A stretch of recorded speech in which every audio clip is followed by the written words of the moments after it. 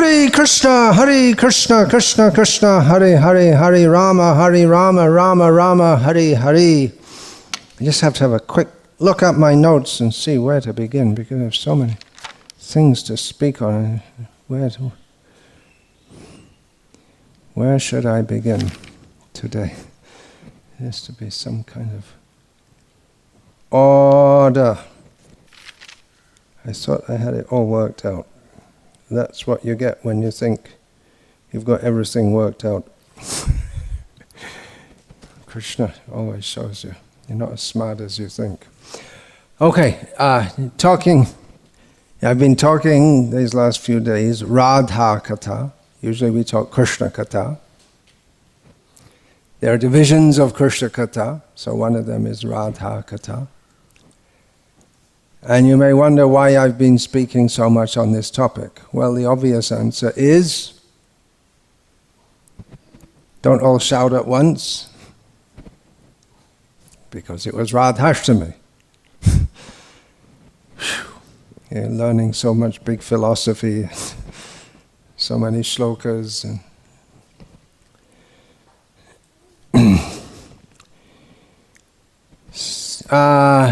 Yeah, it's quite a few days past Radhashtami, and still the topics are going on.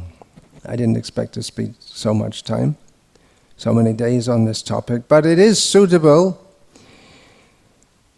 because here, the ISKCON Center here in Salem, South India, the main service of the devotees is building a house for Radha.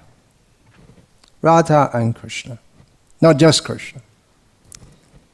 People in the town and even all around. This Narayan Prabhu told me he was driving near to Namakal, and a policeman stopped him.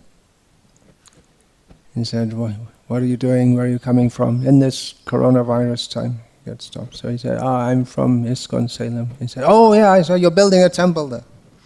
So people know we're building a temple for Krishna. But it's not just a temple for Krishna. People have heard of Krishna, not so much of Radha. This temple for Radha and Krishna. Srila Bhakti Siddhanta Saraswati Thakur said that people in South India, they know Lakshmi Narayana. They know Sita Ram. They don't know Radha Krishna. They know Krishna. Of course, they've heard of Radha and Krishna, that Radha Kalyanam. Did you used to do that in your home? That's the Smarta tradition, not the Vaishnava tradition. The Smarta tradition, they celebrate marrying Radha to Krishna. In Tamil Nadu Smartas, I don't know if other states they do that. I think only in Tamil Nadu, that means, yeah. Rasaraj Prabhu, who's Tamil Brahmin, Iyengar. You don't know him, you should know him. He told me that he's mostly in America these days. So he told me that one couple, Smarta couple in America, Prabhupada met them. Those days there were not nearly so many Indians in America, especially South Indians. Whoever was there was mostly North Indians. So Rasaraj told me that this couple told him that they used to do Radha Kalyanam, but when they came to America they stopped. And Prabhupada met them and said, you should do the Radha Kalyanam. Marriage ceremony for Radha and Krishna. They don't know Kirtan. He said they know Archan, but they don't know Kirtan. And we're making a temple, but there'll be in this temple there will be many features which are unusual for South Indian people, beginning with Radha and Krishna. They're not used to that. I think, and there's no traditional temple anywhere in South India of Radha and Krishna, because the Sampradayas down here don't worship Radha and Krishna. Now there is in Chennai, very, very beautiful ISKCON temple. Any other places install Radha Krishna? Do you know? Tirunelveli, maybe Madurai, Coimbatore. No, I don't think Coimbatore, they have Jagannath there. So anyway, it's something definitely new for the people of Salem. And in Bangalore, we have, but I mean in Tamil Nadu, Srila Prabhupada established Radha Krishna in Hyderabad. And of course, Hyderabad, it's better known, maybe it's a cosmopolitan place. So many North Indians are there.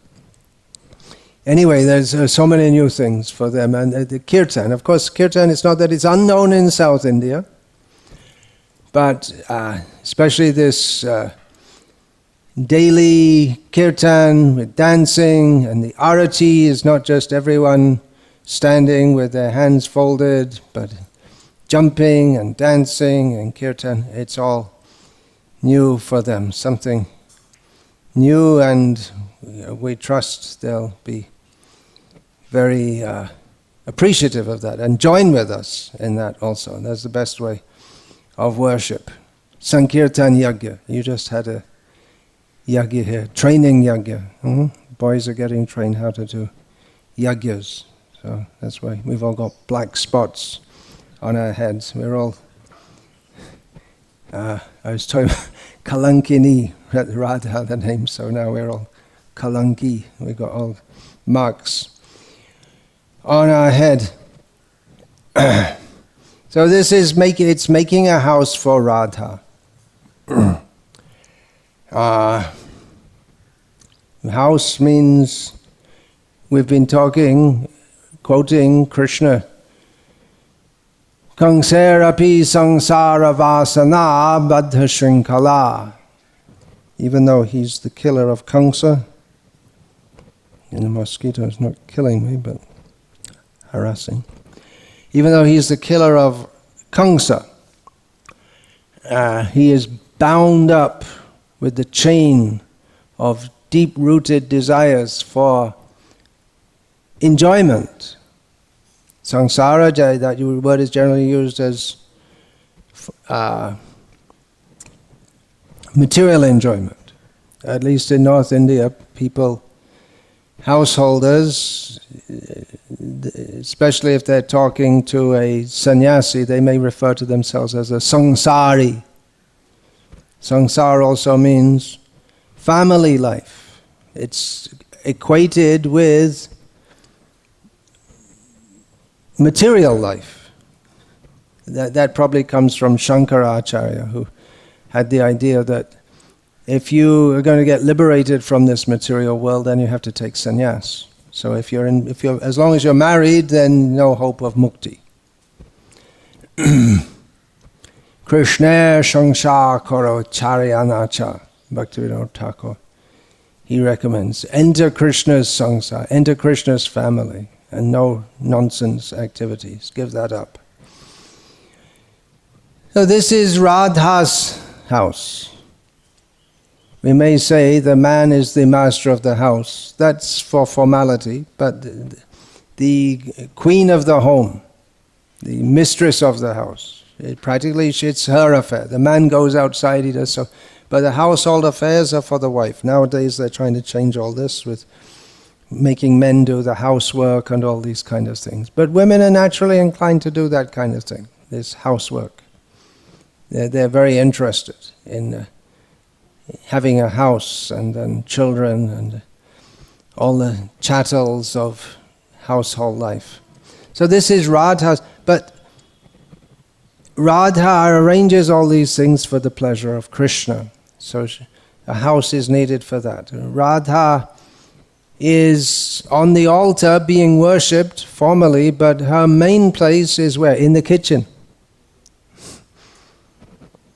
That you know, at least among the Vaishnavas. Maybe the smarters say that also, in the kitchen. If someone is a very good cook, lady who says, blessed by Lakshmi. Lakshmi is cook. She's actually cooking. Sometimes in Bengal I would say that to some devotee, oh, your cooking is very good. I say, I didn't do it. It's Radha's blessing. That's her place is in the kitchen.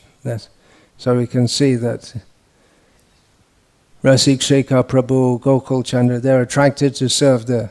And that's Radha's place, because She has so many qualities by which she attracts Krishna. Srila Prabhupada said that the two most are her beauty, her dancing. In her dancing, her beauty is seen, of course, and her cooking. These are the two things that most attract Krishna. So it's making a place for Radha's house. Krishna doesn't need a house. He's Atmarama. He's happy in himself. Apta Kama. All his desires are automatically fulfilled. Then you may say, well, he doesn't need Radha. Don't say that. Oh, that's a very, very offensive thing to say. It's worse than to Arjuna. You don't say you throw away your Gandiva. He'll kill you. So don't say to Krishna, you don't need Radha. No one will dare to say such a thing. But you may say, well, maybe the Mayavadis will say. He's Apta Kama, all his desires are fulfilled. But then it's not just they're fulfilled, but he wants them fulfilled specifically through Radha. Without her, he doesn't feel fulfilled. So you're all working very hard, and you're working hard, you're building. People at the back are also working hard building. But your consciousness and their consciousness is not the same, right? They're building. They're doing, the owner of the land, he's building so he can make some profit, hoping that so many people will come and live around the temple. We also hope. Or maybe he'll make a guest house, I don't know what it is. It's apartments, isn't it? He wants to put them out on rent. So he's doing, and then the people are working, they're not working out of love for Radha and Krishna like you're working. They're working because they're day laborers. They get paid daily, I presume. You pay your worker? No, because they're on-site workers, right? So you pay them what, weekly or something? Weekly, yeah. And daily labor, daily labor means that they work in the day and whatever they earn, they drink at night. I guess they keep something for their family. That's generally. So your consciousness is very different. It's not just that you're not drinking, but you're thinking that we're making this house for Radha and Krishna. Otherwise, why would you do it? Why would you work hard, dawn to dusk? Why would you do it? What's the motivation? You're doing it for the pleasure of Radha and Krishna. And they reciprocate. And you become very happy. So we'll worship Radha and Krishna, if they so desire to appear. They haven't come yet. You're working so hard and nicely, and will they come? Will they be pleased to come? Just like we want the Radha and Krishna to sit in a singhasan in our heart, but will they come? Will they be pleased to come? Our heart has to be very pure. Then very pure means only desiring to serve them. Then they will be pleased to come. So you can build a temple also for prestige. People sometimes, in fact, it's possible that we see here in South India so many big temples, and there used to be in North India so many big temples until someone had a different idea of religion and thought that we can become very religious by destroying temples. But those who build them, there may have been some question of prestige also. There may be, even as we're building temples in our ISKCON, someone says, well, I have to do a better temple than the one 200 kilometers away. There may be some thought. Of course, that may be also transcendental competition. Let me do something better for Krishna. But really, if we want Radha to come very happily, then we have to do without any personal motivation, as you are doing. And we'll worship in the mood of Lakshmi Narayana. We're told by Srila Prabhupada to do. The style of worship is that of Lakshmi Narayana. No, not the mood of, not the style of worship of Radha and Krishna. But we should know that this is Radha and Krishna. For the public and for our own spiritual benefit, when we're not on the platform of totally spontaneous service, we should worship in a regulated way. But we should know that this is Radha and Krishna. Even in Los Angeles, Srila Prabhupada named the deities Rukmini Dwarkadish, but he used to refer to them as Radha and Krishna. In London, the first big deities of Radha and Krishna, they're not very big actually, they're little children they look like. It used to be at the Berry Place temple. It was so... The whole temple was less than half the size of this, and we'd have 60 devotees regularly, Mangalati. Dancing is up and down, not back and forward. So they're so close that you could almost, if you're at the front, you can almost shake hands with Krishna. Pujari's just got enough, he's hardly got enough room to turn around. Actually, it's mostly the lady devotees at that, still. So, Srila Prabhupada said about Landanishwara, he gave this name Landanishwara. You may think, what name will he give? Radha Govinda, Radha Giridhari, Radha Sham. No, he gave the name Radha Landanishwara. And in Paris, he gave the name Radha Pari Ishwara.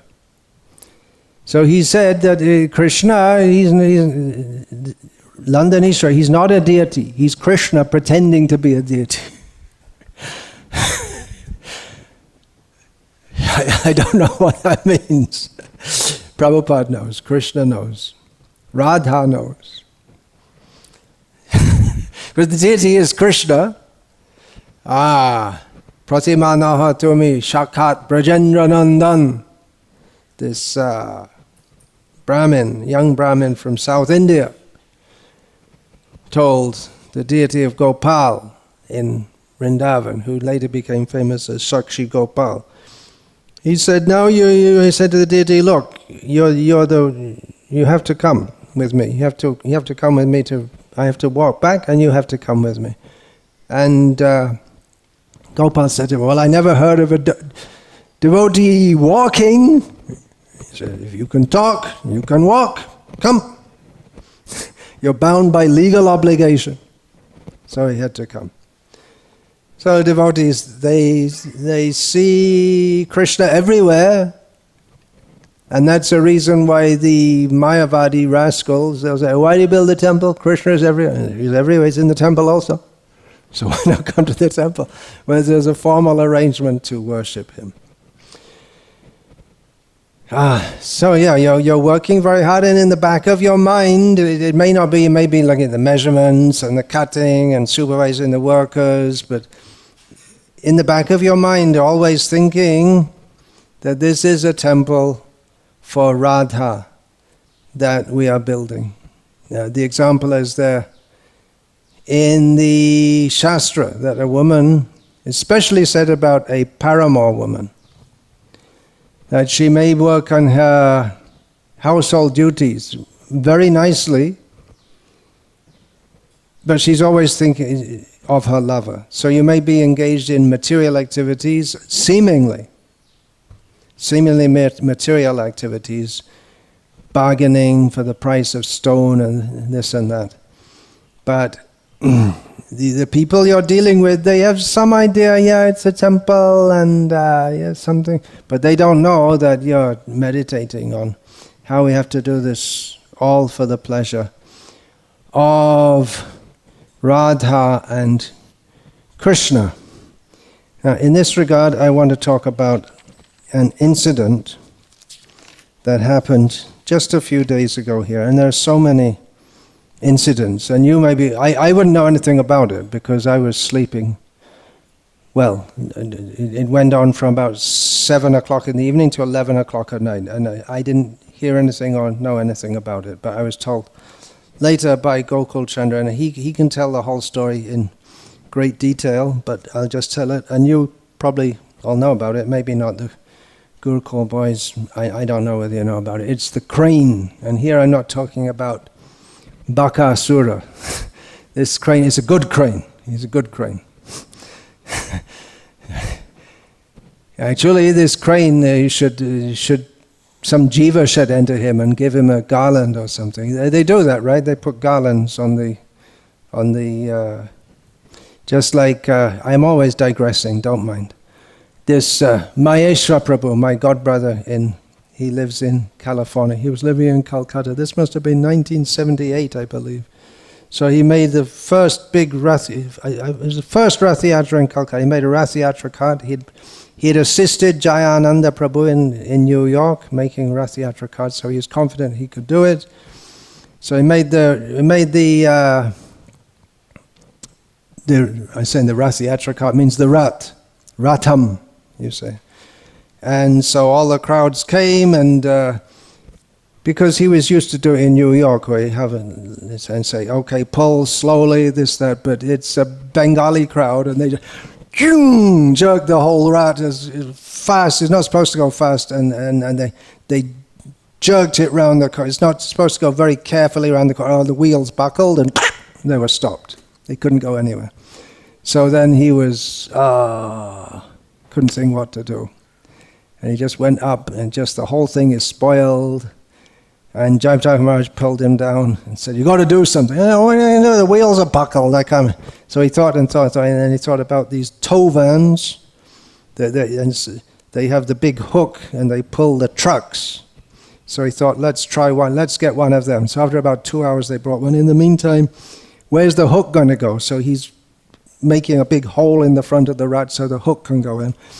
And the tow van comes, and in the meantime, the people, they got all flower garlands and decorated the tow van. It's not just an ordinary tow van anymore. It's engaged, just like Garuda now. The Garuda enters.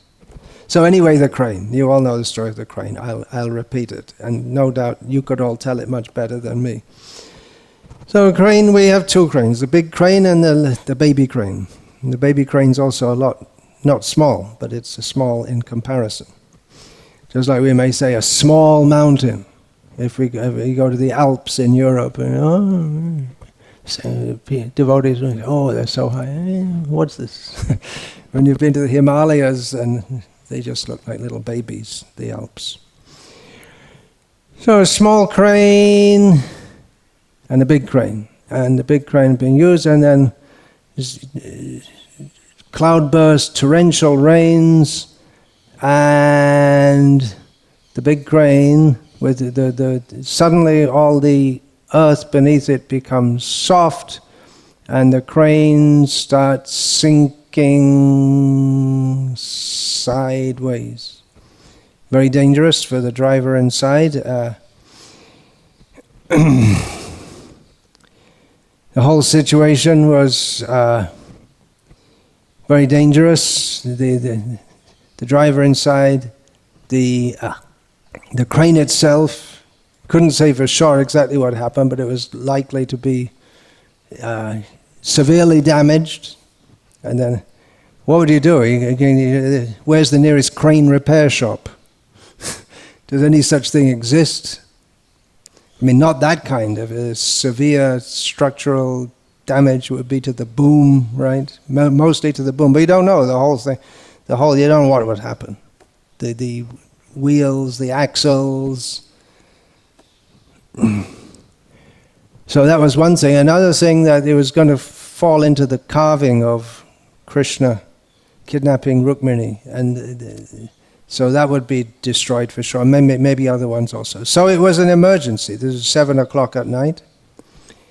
Just when the work finishes, because working here from dawn to dusk, like people used to. We haven't floodlit the construction site. So it's dawn to dusk. So then after dusk, the devotees take a bath and catch up on their rounds, and so on.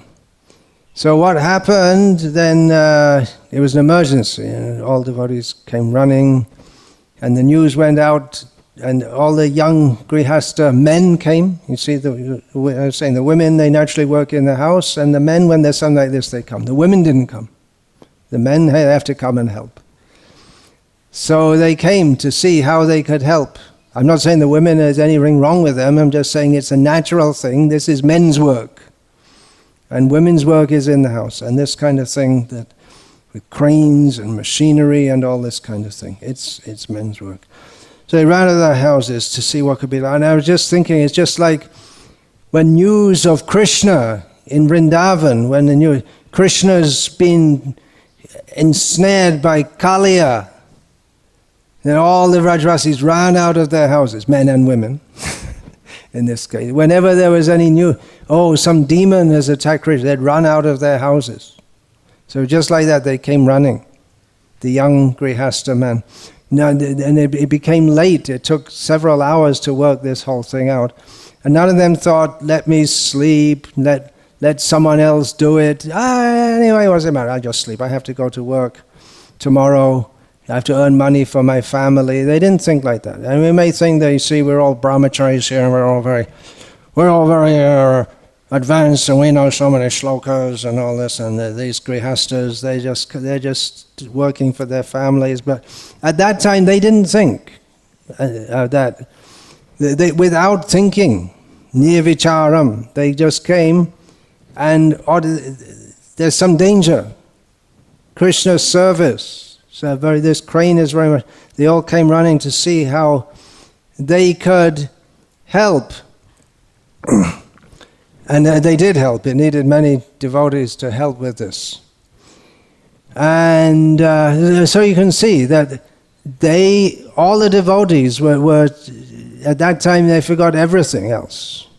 Rounds to chant, they didn't take prasadam, mosquitoes are biting, they're just fully intent on how we can save the crane from falling over, and it wouldn't have stopped the construction. Temporarily, it may have stopped it, but it would have stopped it for some time. And then meanwhile, we got the workers sitting around, and it'll take a lot of money, and so it would have been a big disaster. So Krishna arranged this. We can say the material energy arranged. The material energy is always putting obstacles in Krishna's service, but that's a way of showing how devotees are devoted. You can't say exactly so much how devotees are devoted by how many rounds they chant, or how many shlokas they know. You have to see how they're ready to serve Krishna. This was spontaneous. Everyone came spontaneously, without thinking. So this is spontaneous devotional service. And Krishna gave all of you the intelligence what to do. What do you do in such a situation?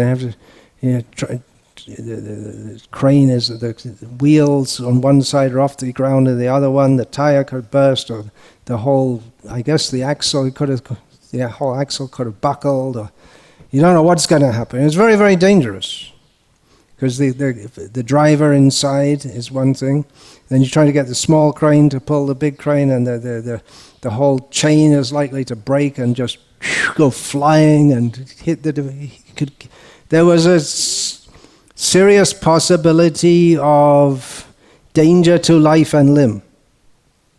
But no one thought that okay, I'm running up, I have to be safe. But they risked life and limb for the sake of Krishna. Now at that time, no one was, I doubt very much if you were thinking of Krishna's pastimes with the gopis. I have to sit down and do my smaranam. I have to meditate on Krishna. What's Krishna doing? What's Krishna doing? He can do anything, but right now we have this to do.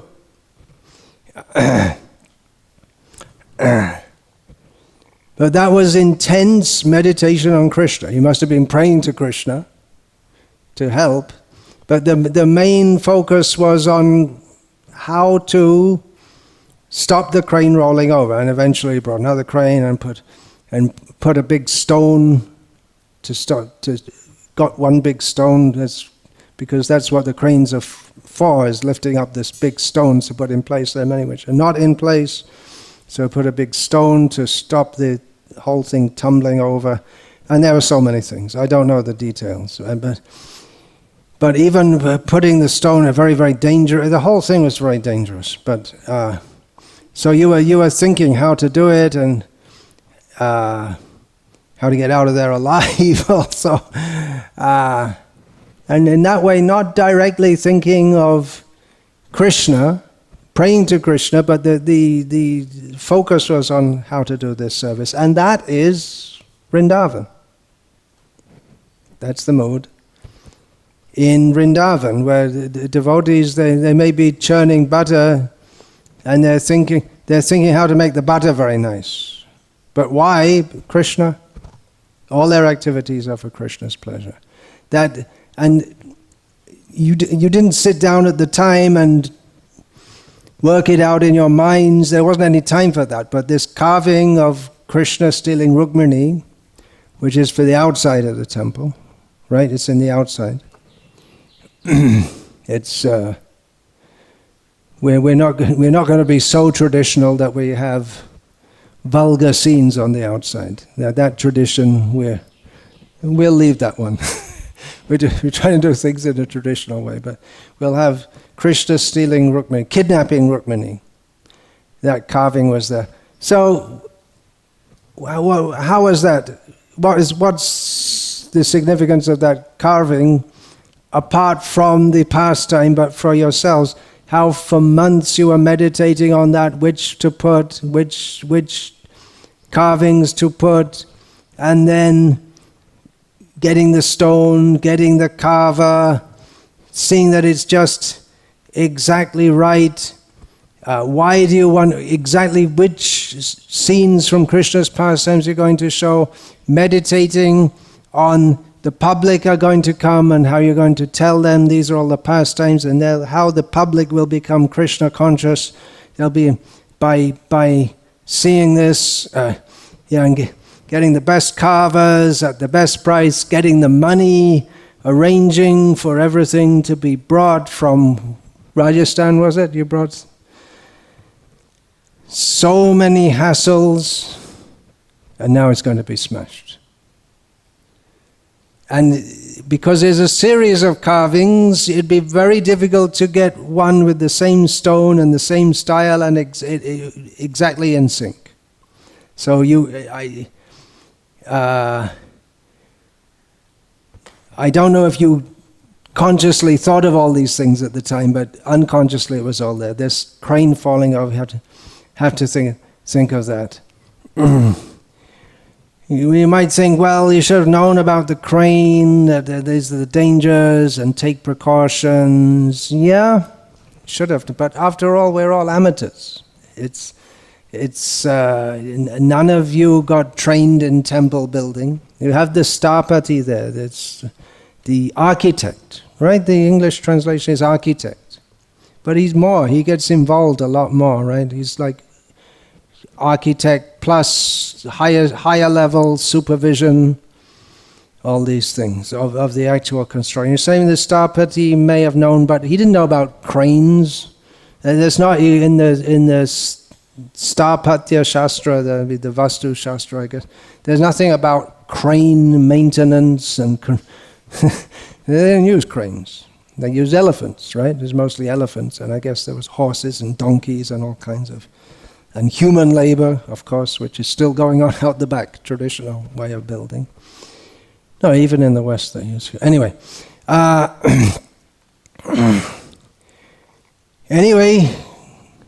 Krishna gave a lesson. Crane safety. Of course, you didn't expect that there would be such. That's it. And that's material nature is always giving so many unexpected things. That there'd be such a downpour, and the hard earth would become so soft. Anyway, now you know. Krishna gave a lesson. We should be more careful. Just like a couple of days ago, I saw. Who is that? Narayan and Srinidhi. They're not here because they're on the construction site. I saw them up there without their protective helmets on. So, better to be safe. It's a hassle wearing the helmet, no doubt, on your nicely shaved head. There's nothing to cushion it. You can put a little handkerchief or something. But it's a hassle, no doubt, but danger is there.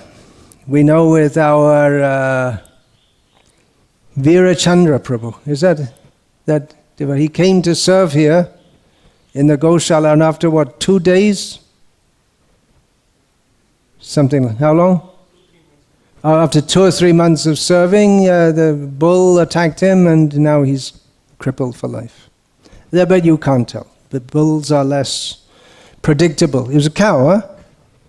The cows are less predictable than cranes because they're animate, yeah. So they're generally very peaceful, these gear cows, but you can't tell. Some cows can be very aggressive. We used to have one in Nandagram. I gave the name Rudrani. One time I fed her chapatis. It was from she was inside the Goshala. And then I fed her, and then she chop, and then she attacked me. Because I was standing close enough that she could. So you don't know.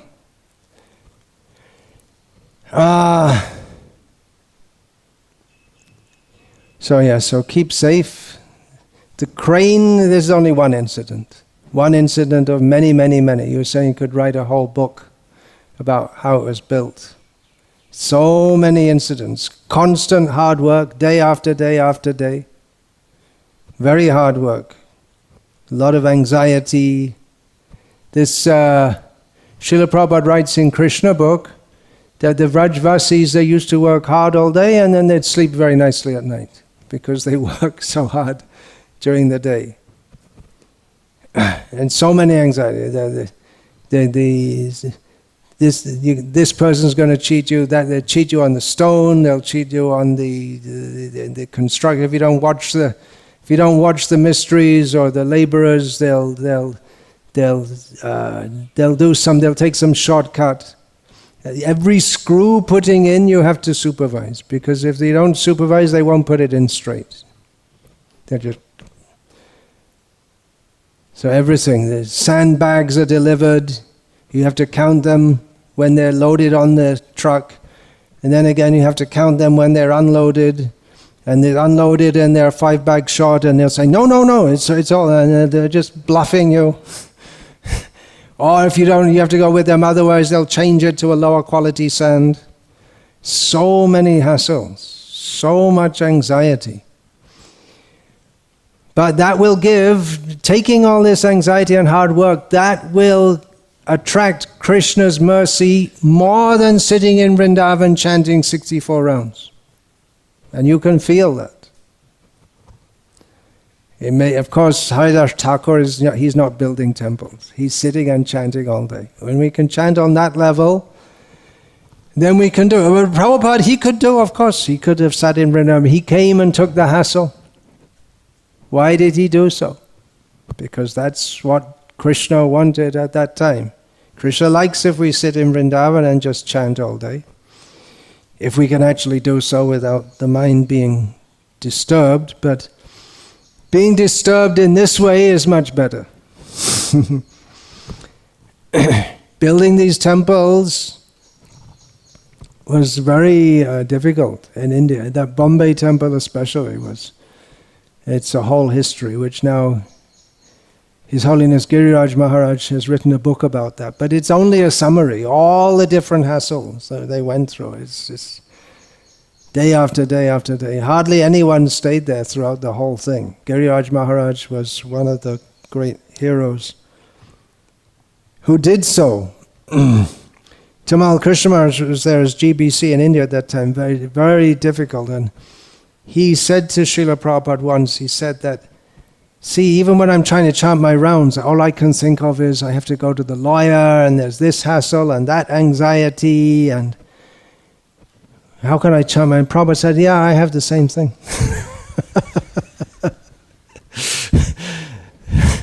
Srila Prabhupada took so much anxiety. One time, Tamal Krishna Maharaj, he quit. And you may say, well, how could he do that? Prabhupada didn't want him to. But he actually fought, arguing heavily with Prabhupada. I want to quit, I can't take it anymore. And we shouldn't fault him for that, because he was the only one who could take it, that role, for so many years. Several others had come. Karanda, Jagadish, Bhagawan, the description. Bhagawan came in, yeah, Prabhupada, don't worry, I'm here now. He came in with a nice dhoti, all nicely pressed and everything. And the next day, he looked a little bit less smart, and within 5 days he was gone. He just, when he saw, such a difficult job. And Prabhupada said, yeah, you can leave it. You can leave this service, I cannot. Because he'd promised to Ras Bihari, I'll build a temple for you here. And he did so. And at the end, Prabhupada said, it was a good fight. Literally there was fighting, and in the courts, and so many things. It was a really, really heavy thing. But he did it for Krishna. And he wanted his disciples to build temples. Actually, in India, he said at one point, he said, we don't need more temples. Now you distribute books and preach. But in another place, he said, even early in the days of the movement, he said, we have one temple in Los Angeles. That was the first real temple we had. Otherwise, there were storefronts. So now we have a temple, and now you should, but don't be content with that, you should open temples in every town and village and home all over the world.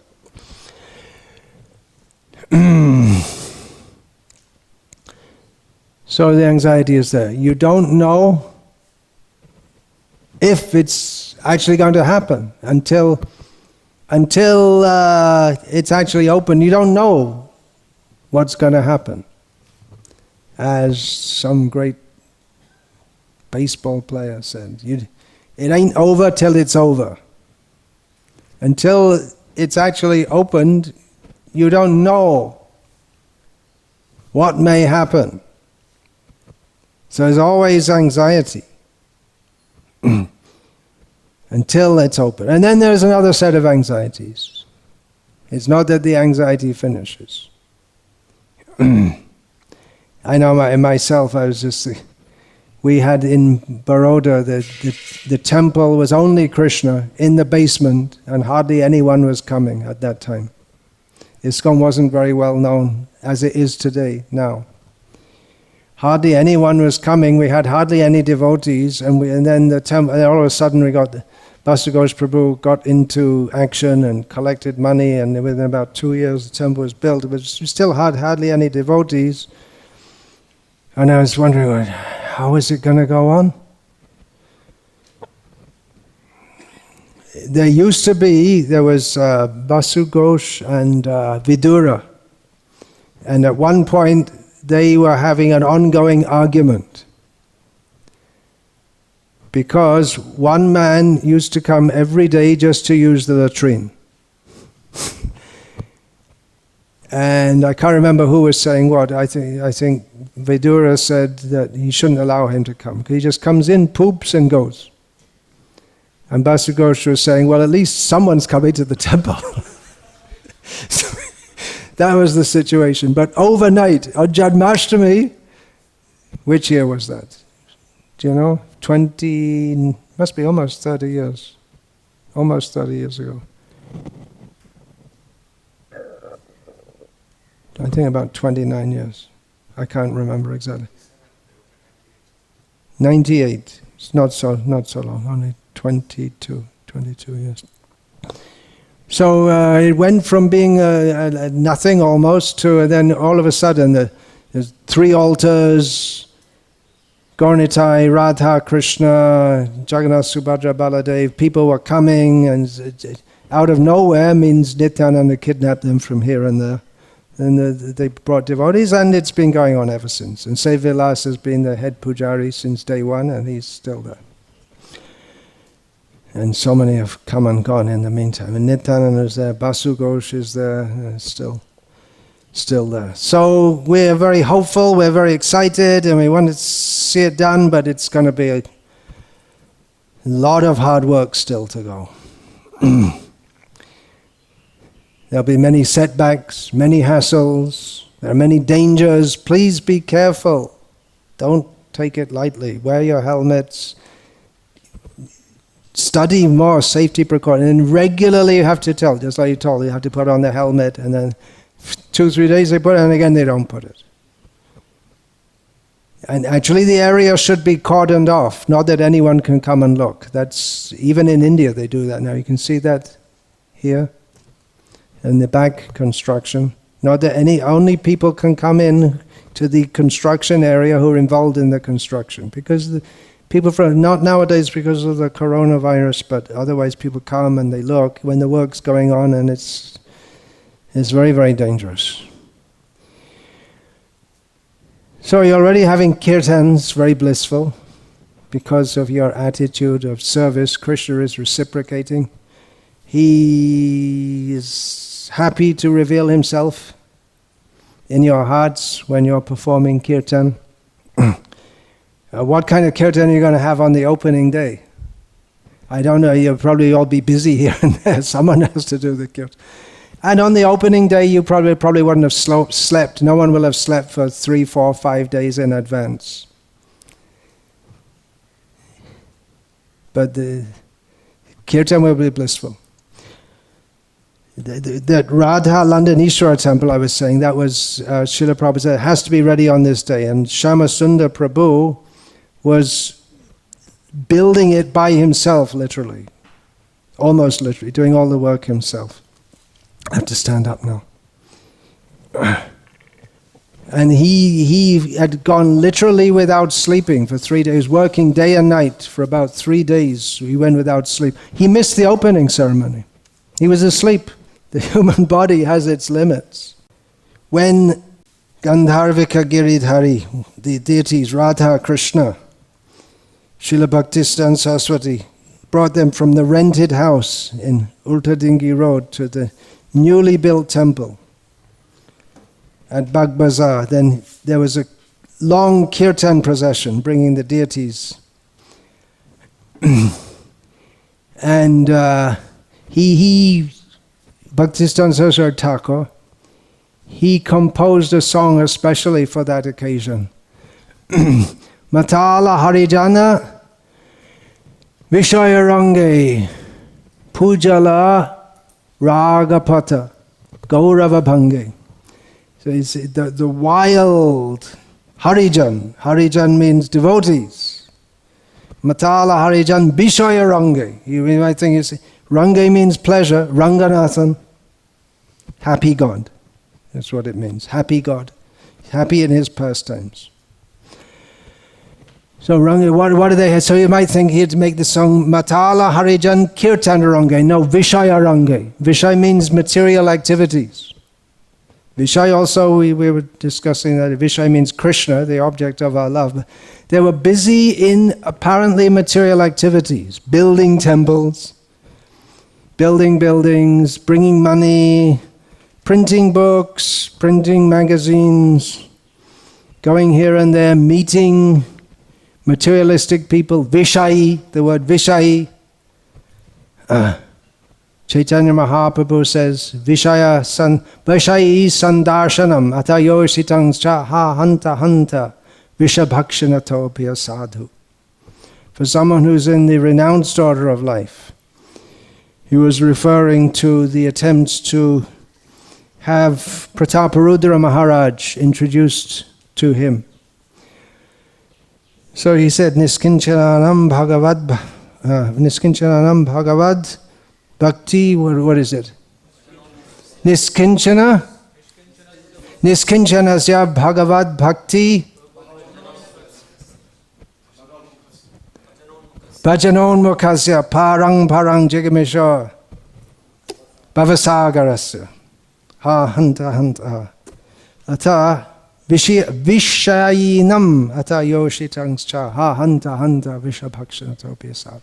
To see these, for someone who has taken to the renounced order of life, who has nothing to do with this world, who is making his life in such a way that he is getting out of this material existence altogether. For such a person, even to see a materialistic person or a woman is worse than drinking poison.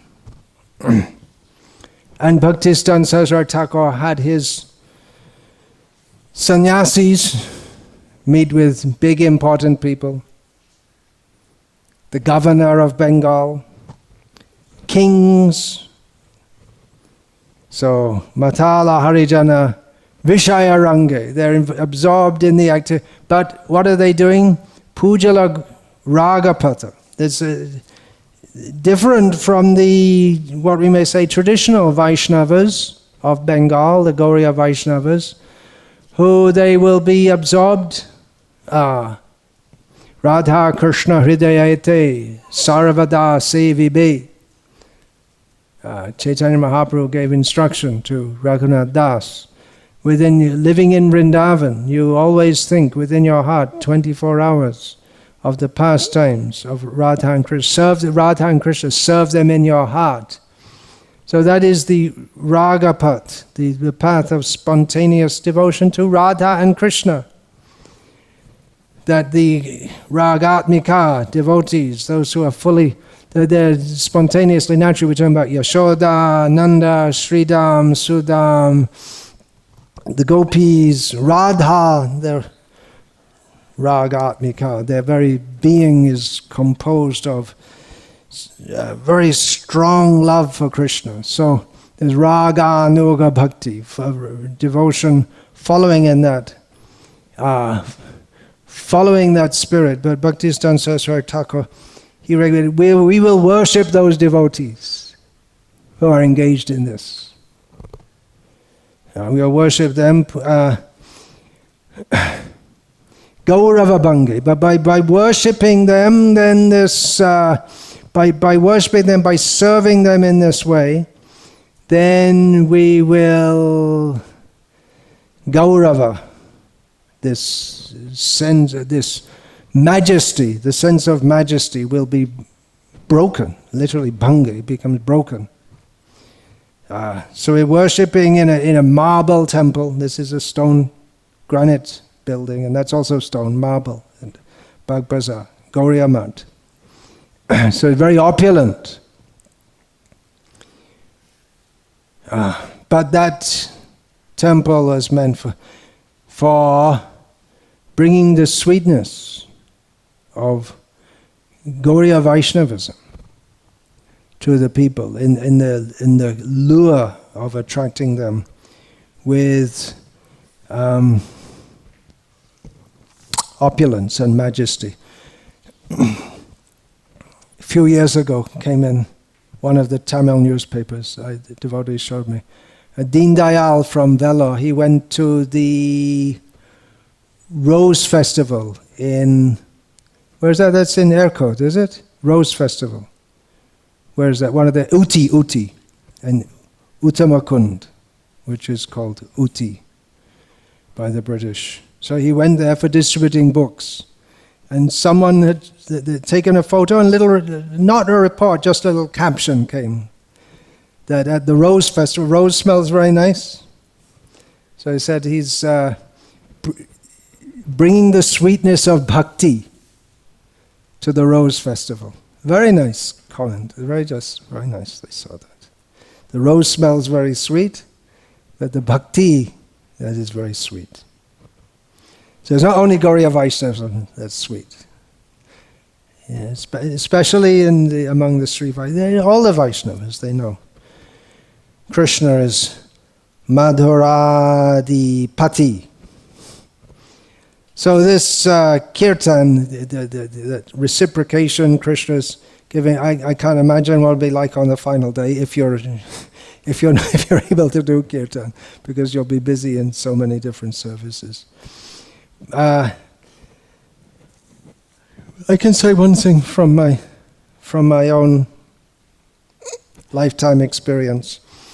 One time I was in Bangladesh, and devotees had gone to America during the rainy season. There's heavy rains there. You can't do much in the rainy season.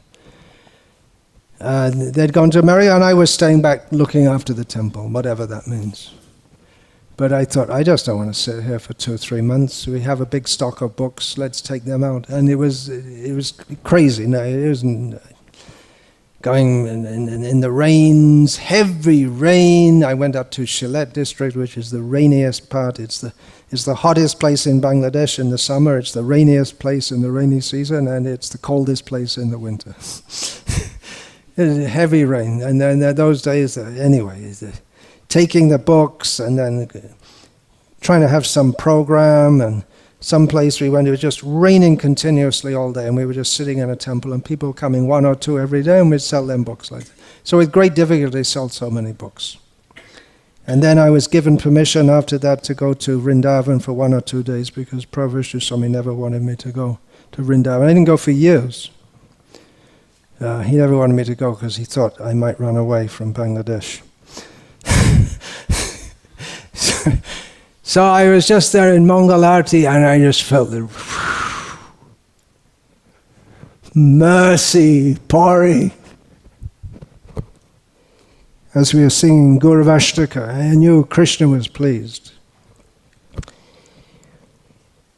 So already the kirtans are blissful here, but they should get more and more blissful as there are more and more troubles.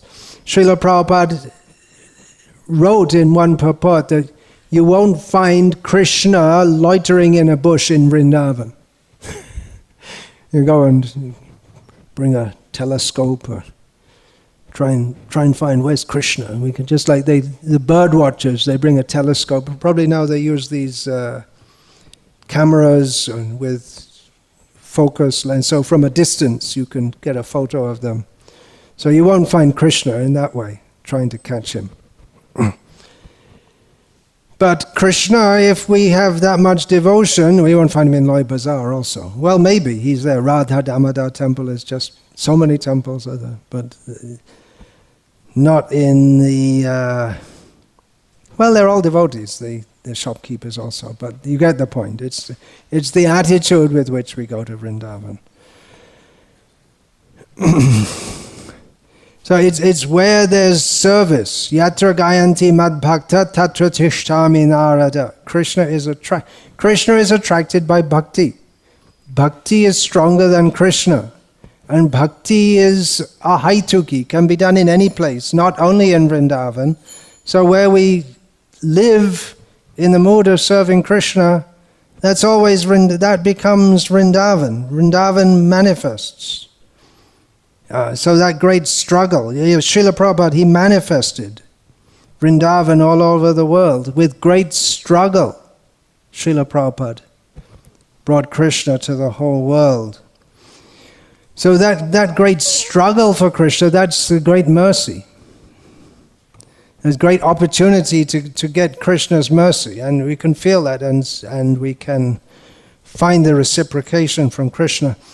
One time, Harikesh Maharaj was giving a talk in Mayapur during the festival, and the Soviet Union had opened up. And he said, there's no more bliss anymore.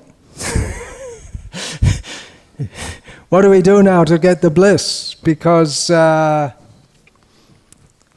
it used to be extremely dangerous for devotees in the Soviet Union. Now everything opened up, and devotees came to Calcutta, Mayapur for the first time.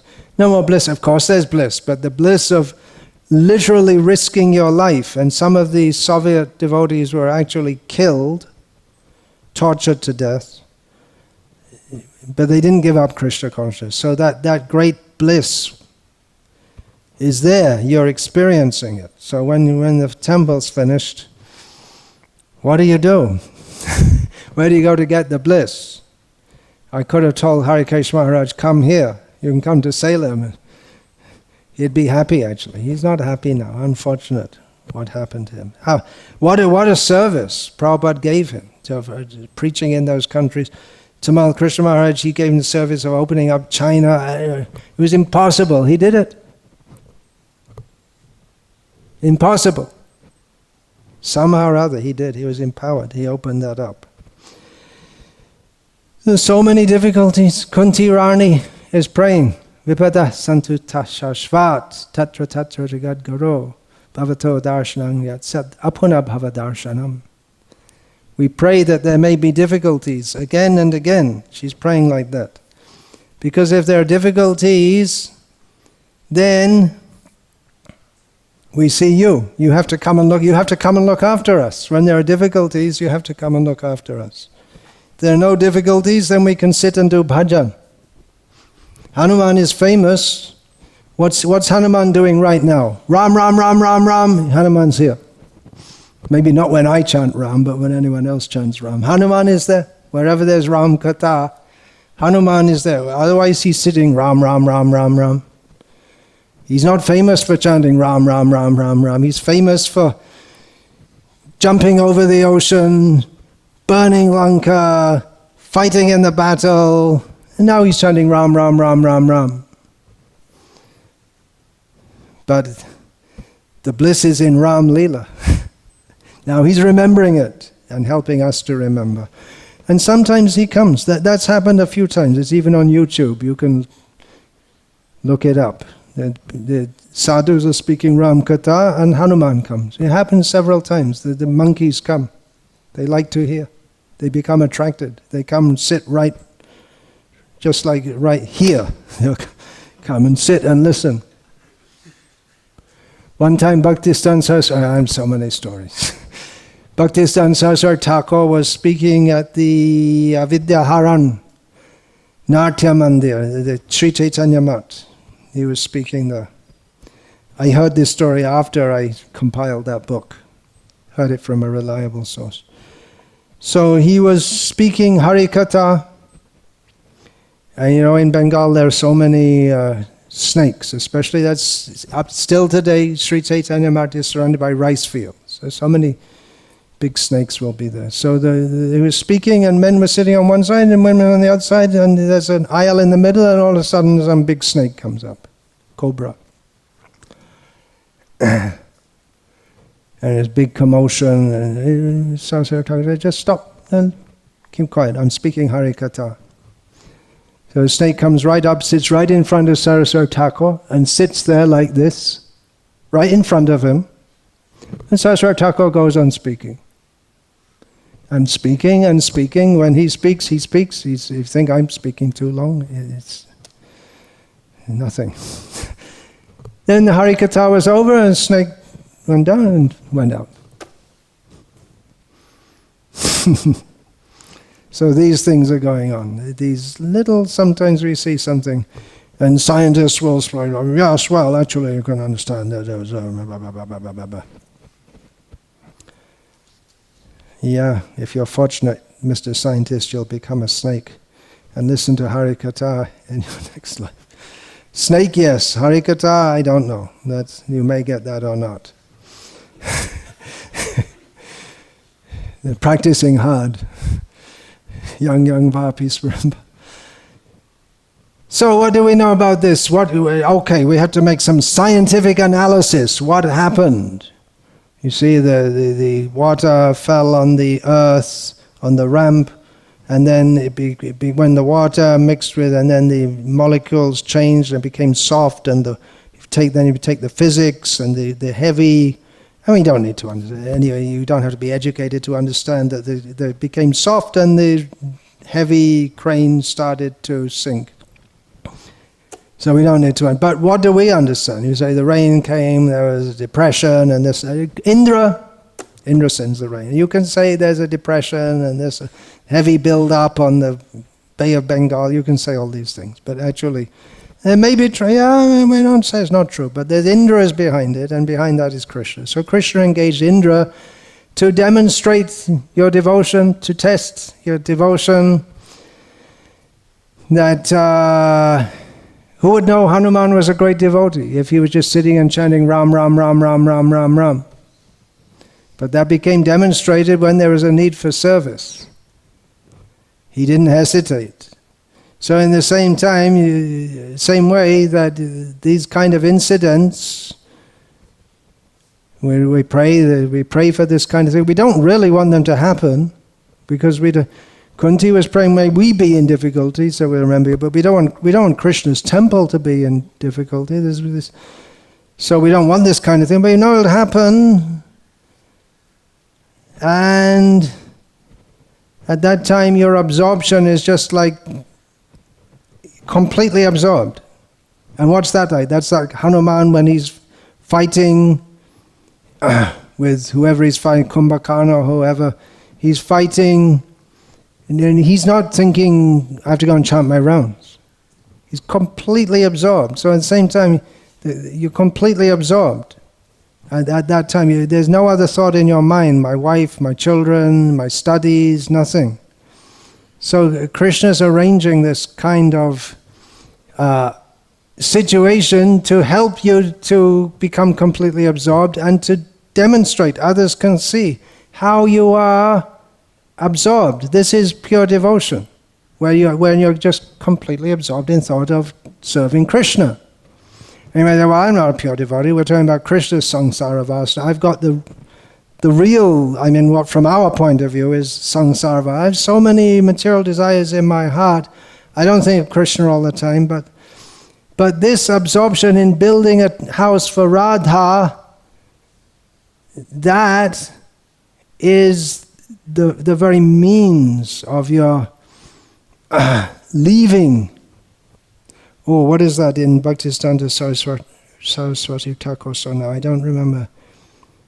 Takta Paregar Archite Ganga. I can't remember exactly. So you left someone else's house and came to worship the Lord on the bank of the Ganga, because that temple of Bhagavad was just next to Ganga. I don't remember that song exactly. That was one of the lines, because,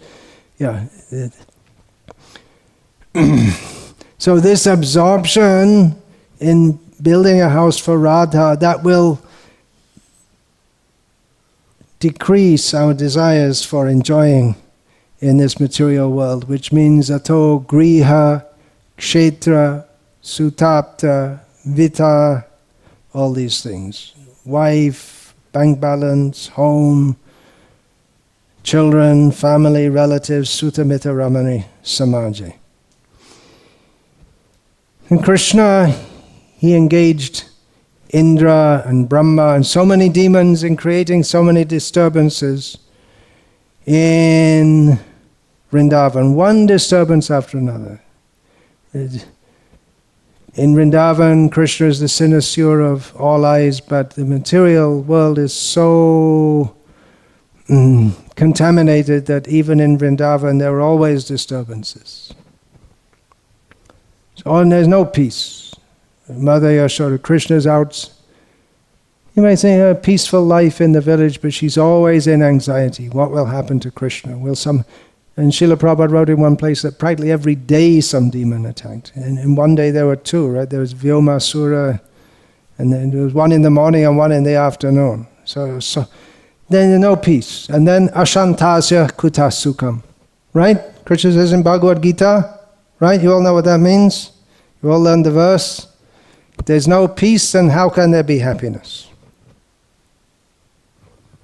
So, what's all this about Vrindavan? There's no peace in Vrindavan. So where's the happiness? It's a logical thing, right? Ashantasya kuta sukham. Where is the happiness for one who has ashanti, or non-peace? And no question. So, let's go to the Brahma Jyoti. It's peaceful out there. Boring. In Vaikuntha, Ayodhya, once in a day of Brahma, Ayodhya gets disturbed. Otherwise you go to the eternal Ayodhya and all very peaceful, very nice. No one attacking, unattackable. Ayodhya means non-attackable. Dwaraka, well, in Krishna's pastimes, time to time there would be. Shalva caused a big disturbance, right? This Satrajit, the murder of Satra. So there are disturbances there, but generally the situation is very peaceful. However, the happiness of Vrindavan far surpasses that of Vaikuntha. As Chaitanya Mahaprabhu organized a quarrel, a debate between Sarup Damodar, who was taking the part of the Vrajavasis, and Srivas, who was taking the part of the Vaikuntha-vasis. When Lakshmi, she becoming upset with Jagannath because these Vrajavasis stole him away, so she came and she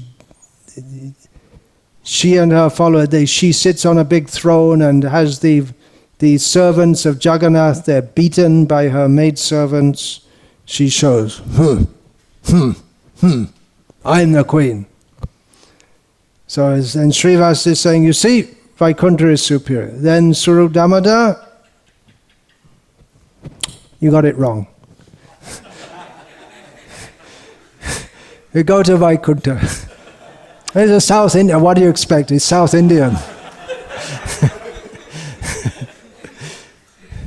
I know your forefathers have been practicing that for years, but now you're at ISKCON Salem. This is Prabhupada's house for Radha. Tell the lizard. Can anyone speak lizard language? Krishna speaks. Okay.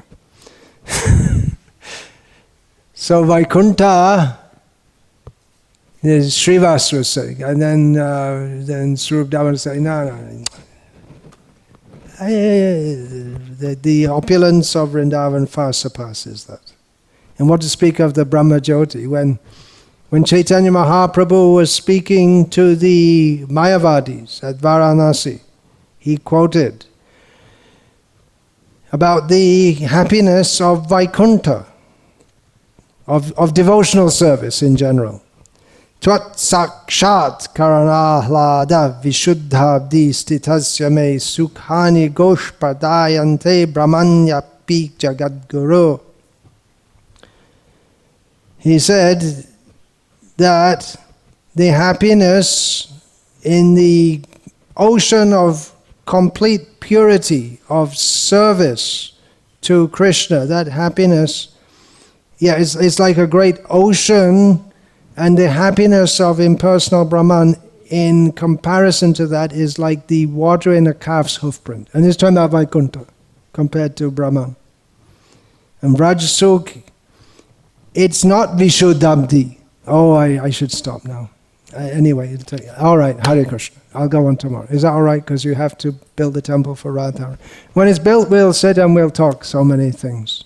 But the boys have to study. So we'll continue tomorrow. I wanted to finish this topic of building a house for Radha, but it'll take at least 15 minutes more. Okay, all right, let's go on. All right, so, actually no, it'll take at least half an hour more.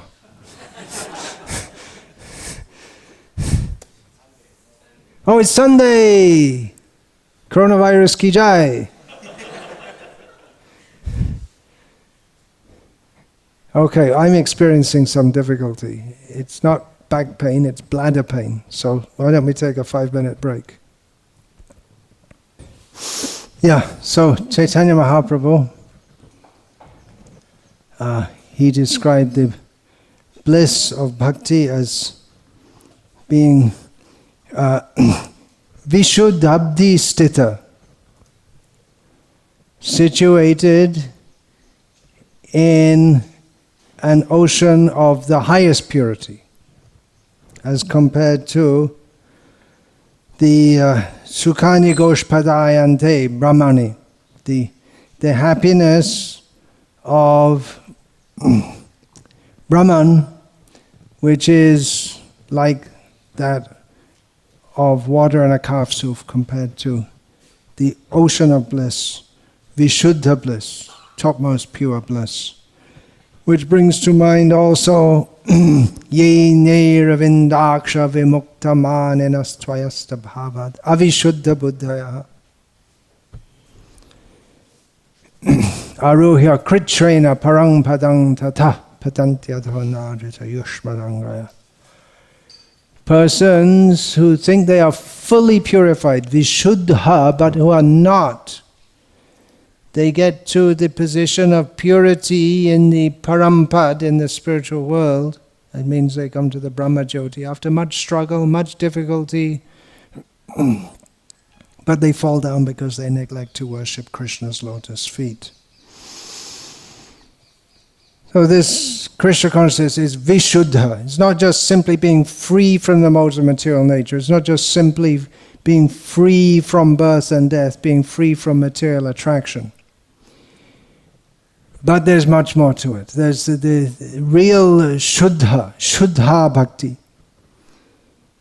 Begins with anyabhilashita shunyam, being free from any personal desires, and Krishna anushilanam, serving Krishna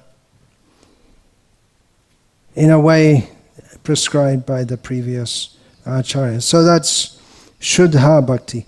But then from the Vaikuntha perspective, we may say, well, Vrindavan is not Vishuddha. Vaikuntha is Vishuddha.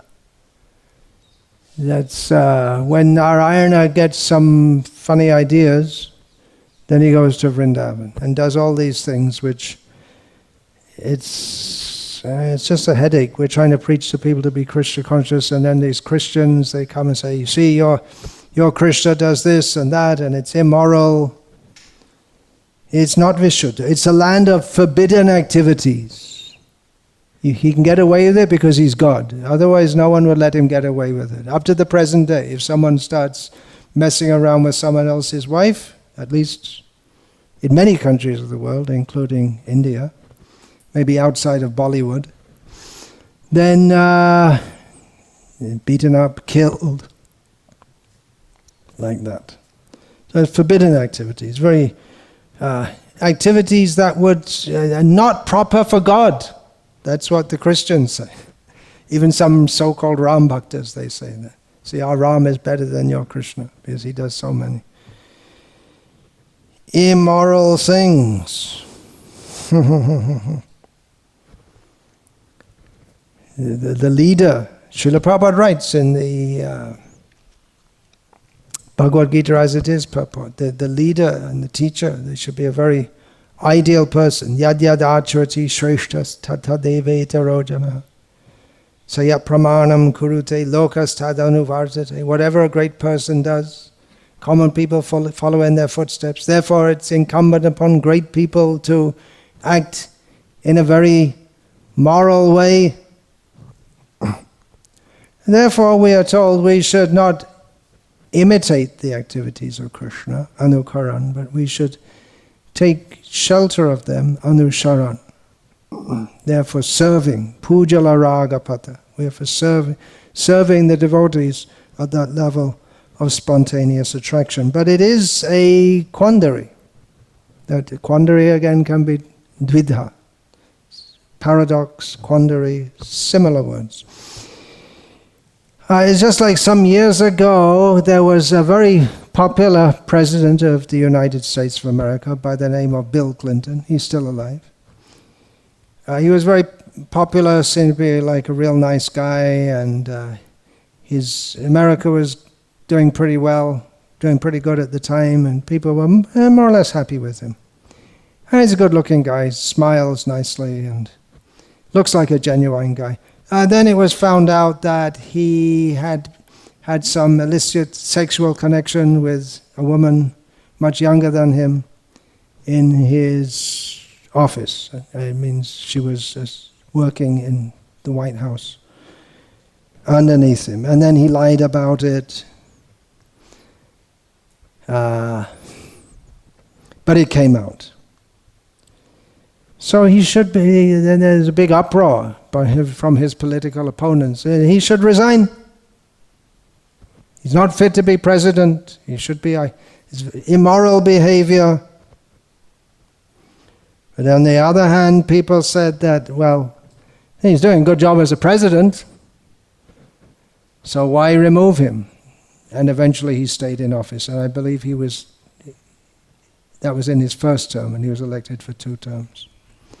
So he didn't mind so much. So you could say that shows this position of America's morality, and the present president is widely rumored to be much more immoral, but that didn't stop people voting for him to be the president. Anyway, they were saying, he's not fit to be the president. How can you be the president if you don't set an ideal example? You see the analogy with Krishna being God. And other people say, no, he's doing a very good job as president. So you can't say he should be the president, and you can't say he shouldn't be the president. Here we go. You can't say he should be the president and not be the president. You can't say he shouldn't be the president. It gets too much Buddhism around here. One good thing about Bill Clinton, he's not a Buddhist.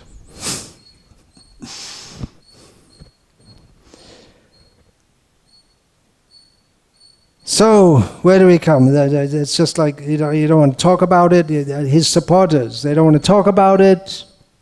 They don't want to think about it. He's a good guy, nice guy. He likes our devotees. He's shown that more than once. So that's great quality for him.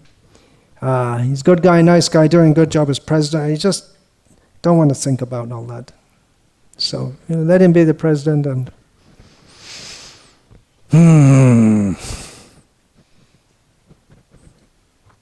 It did make a difference in the nature of the presidency. Richard Nixon, Prabhupada spoke about him so many times because of his apparently immoral activities in another way, not sexually immoral. But that changed the attitude of people toward the presidency because he was corrupt. And then Bill Clinton, it changed the presidency because by allowing that, it became tacitly acceptable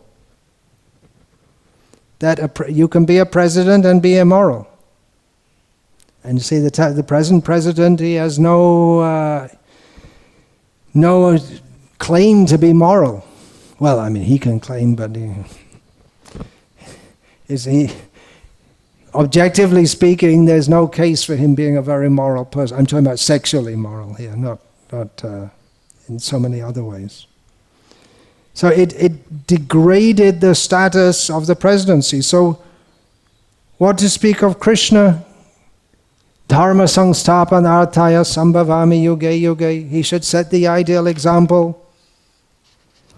Bill should have been thrown out for unacceptable behavior. We don't hate him by any means, but actually, from an objective point of view, he should have been thrown out for unacceptable behavior. Then what to speak about Krishna?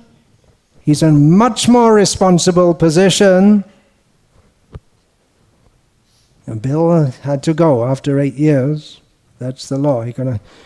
But we're stuck with Krishna. He's not going to stop being God.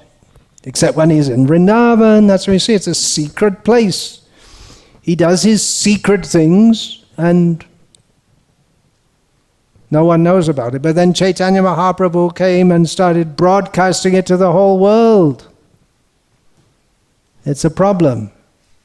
I'm glad that he did, because otherwise I'd be doing my own samsara vasana instead of trying to serve Radha and Krishna's samsara vasana. Krishna does it in another form.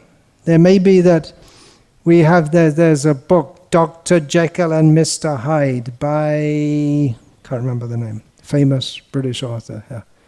Dr. Jekyll, and I'm trying to remember the name now, but I won't remember it as long as I try to remember it. So Dr. Jekyll was a very moral person, being a doctor, which was highly respected at that time. But he invented some potion. By drinking it, his whole character changed, and he became the worst kind of criminal. And then it would wear off, and then again he'd become Dr. Jekyll. And when he was playing the other role, he would introduce himself as Mr. Hyde. And exactly what bad things he did, I can't remember. It's a story. But it's just like many novels, it has some message also. So Krishna, it's not that he's... Oh, another thing, there was a famous murderer in Britain, in London, long ago. He was never caught. He was called Jack the Ripper because he used to catch prostitutes and kill them. But they never found him. And one theory is that he was never found because actually he was a member of the royal family who used to go out of the Buckingham Palace and hunt down prostitutes and rape them and kill them. So it's a theory that you can't say anything about it. So is Krishna something like that?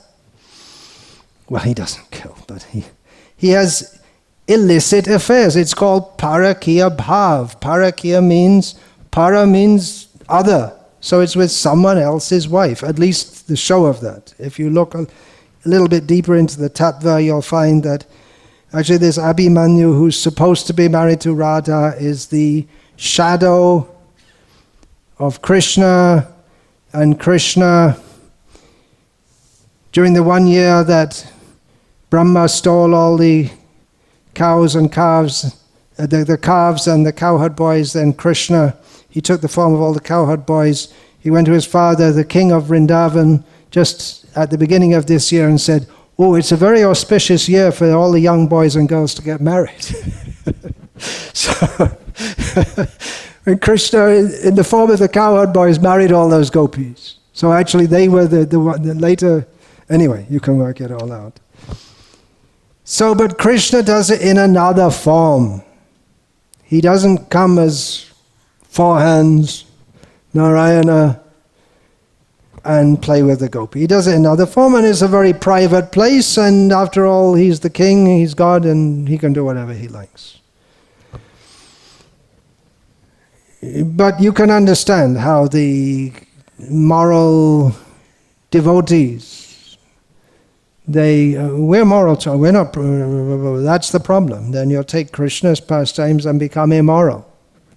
That is a problem in broadcasting these things, that people, instead of doing anusharan, instead of taking shelter of Krishna's seemingly immoral pastimes, they'll do anukaran, imitation. That is the danger.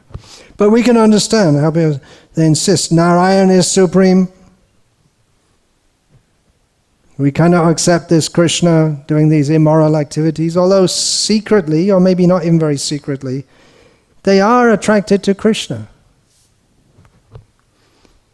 Not only Vasudev Krishna, Krishna who's in Mathura and Dwaraka and Kurukshetra speaking Bhagavad Gita, they'll all admit, yes, Krishna's pastime is very nice. But often they'll say, yeah, the butter stealing pastime is very nice.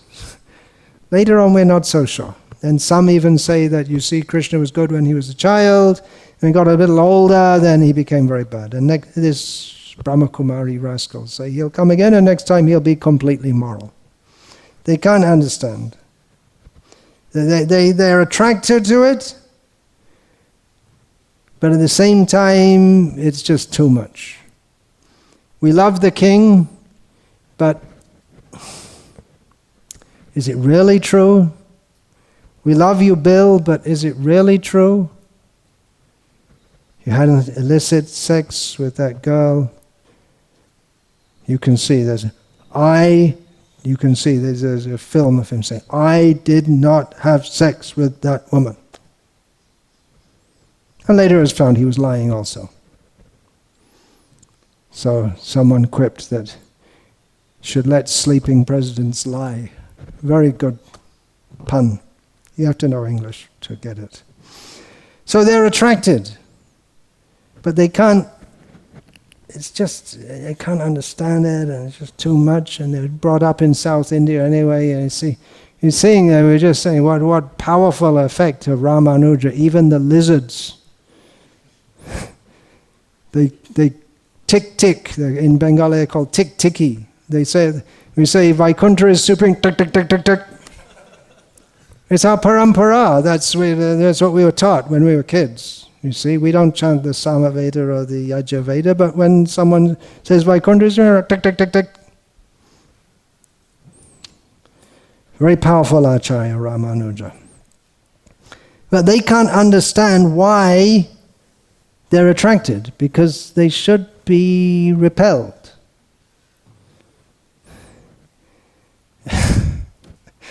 It's something. No, it's not like that. I won't say it. I won't. Something, because when we're talking about these topics, we have to be very, very careful, because it's Krishna's esoteric pastimes, and if we say things liable to be misunderstood. So I won't. There was something I was going to say, but I won't say it. But Jiva Goswami, today we're celebrating his, what is it, Appearance Day. His Appearance Day. Actually, it's Vamana Dwadashi also. And I should be speaking about Vamana, but I pray to Vamana Dev to forgive us, because the Radha Katha got extended. So Srila Prabhupada said on Vamana Dwadashi, in the morning we can speak about Vamana Dev, in the evening we can speak about Jiva Goswami, or talk about his teachings. In those days, devotees never heard of the Sandarbhas. I presume that was for the future. Devotees are supposed to know and discuss his teachings. But Jiva Goswami substantiated that all these pastimes of Krishna, they are the pastimes of the Supreme Personality of Godhead, and there is nothing wrong. It's not only is there nothing wrong, but it's right in the rightest sense. Otherwise, people, they kind of like it, but at the same time they can't understand it. And then they try to justify it, and they say things, well, in Krishna's pastimes, this symbolizes this, and that symbolizes that. And Krishna's stealing the clothes of the gopis, and the gopis were standing naked before him. That symbolizes that we have to be naked before God. When someone brought this explanation to Prabhupada, he didn't like it at all. And this is Mayavad. You're just trying to explain it away. It's like with Bill. Well, he's a good guy, but he's a human being, and this. And yeah, actually, okay in that sense, yeah. But as a human being, we can understand. If there's a pretty girl, it's hard to resist, especially when anyway. But as the president, he shouldn't have done it. But it's embarrassing. But we're not embarrassed.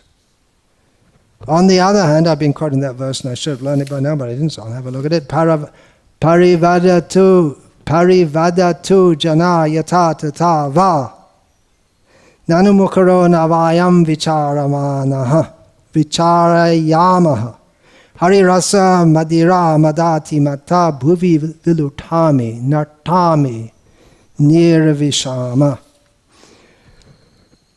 We're not embarrassed. We say, let people say what they think. Whoops, I shouldn't do that. I better sit down.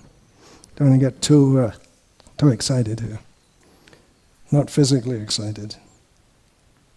So, let people say what they think. They can talk whatever they like, but we will be intoxicated with the wine of Hari Rasa, Krishna, Radha Krishna topics.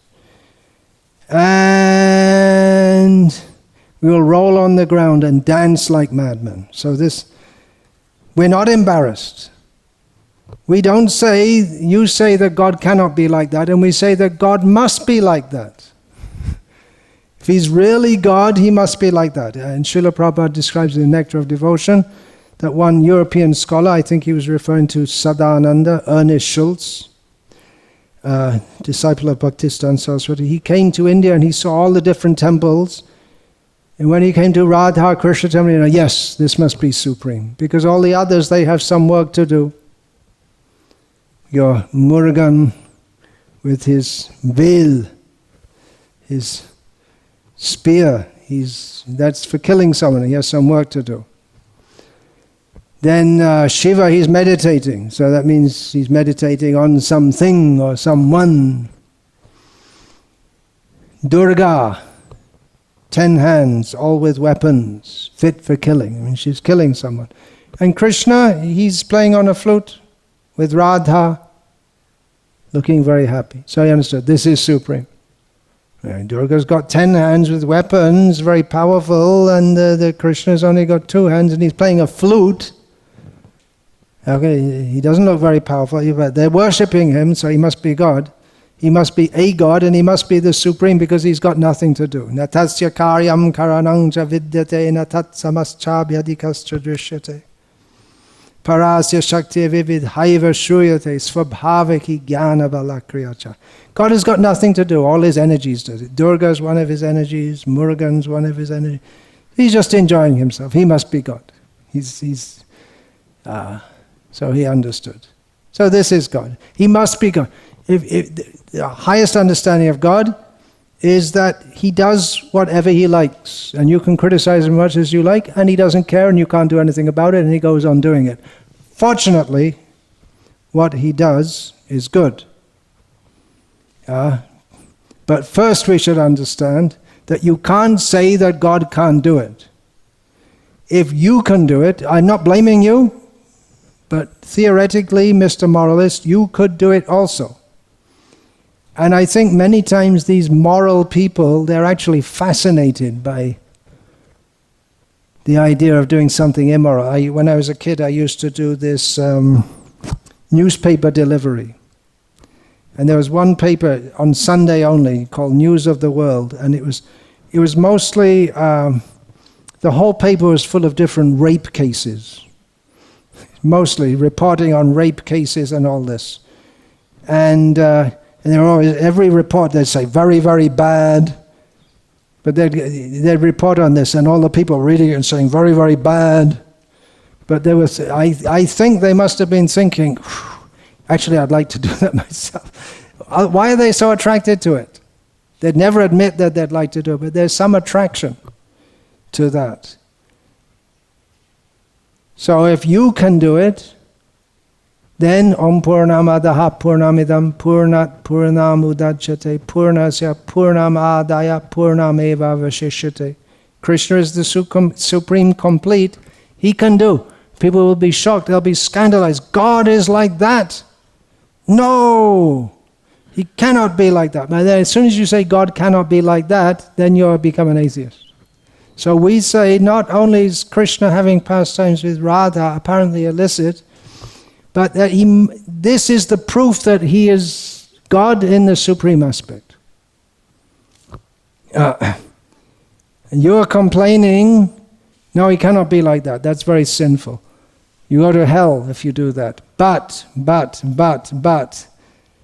by hearing about Krishna's pastimes with the gopis, then not only do we not go to hell, but we become purified from the sinful propensity of wanting to do such things ourselves. As is stated by Shukdev Goswami, Vikriritam Vrajavadhu Biridang Cha Vishnu. Again, use the word Vishnu. Remember Vishnu, he's God. You say Krishna, you may say, yeah, Krishna. Rascal, they may say. Vishnu. Vikriritam Vrajavadhu. Vrajavadhu means the wives living in Vrindavan. Idang cha Vishnu. Shadhanvita. Shadhanvito nushrunayad atavarnayadyaha. Whoever hears this with suitable faith or describes it, Bhakti Param Bhagavati. They attain to the topmost devotion to the Supreme Personality of Godhead. Pratilabhya kamam hridrogam ashvapahinotya chirena dhira. Then, I'll read the whole translation. I'll read the whole verse also. Vikrirdam vrajavadhu biridang cha vishno shadhanvito nu shrunayad atavarnayadyaha bhakting parang bhagavati pratilabhya kamam hridrogam ashvapahinotya chirena dhira.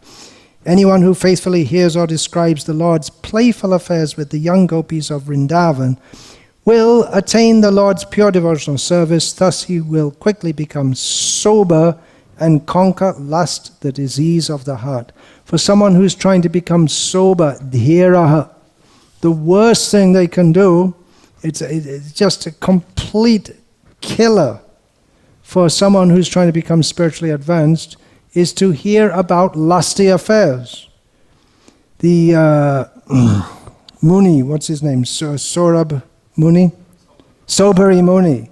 Just by seeing fish engaged in sexual affairs, his mind became attached to lusty affairs. Chavan Muni, doing such austerities, just saw a beautiful girl, princess, and desired to enjoy her. So very, very dangerous. Ata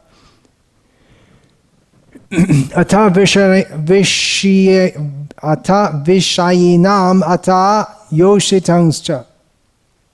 If anyone even sees one who's trying on the path of renunciation, he's trying to become spiritually advanced, if he even sees a materialist or one who is attracted to woman, it's worse than drinking poison, Chaitanya Mahaprabhu says.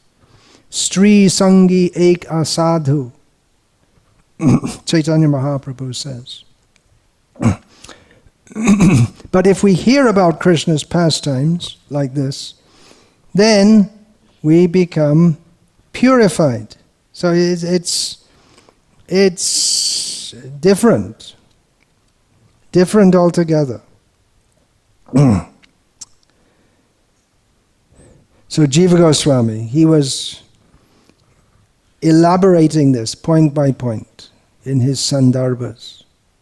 How Krishna, first of all, we have to accept Vedic evidence, we have to accept Srimad Bhagavatam, we have to accept that Bhagavan is the subject of Bhagavatam. This is how Bhagavan is Bhagavan. Bhagavan is Krishna. This is how we do devotion to him.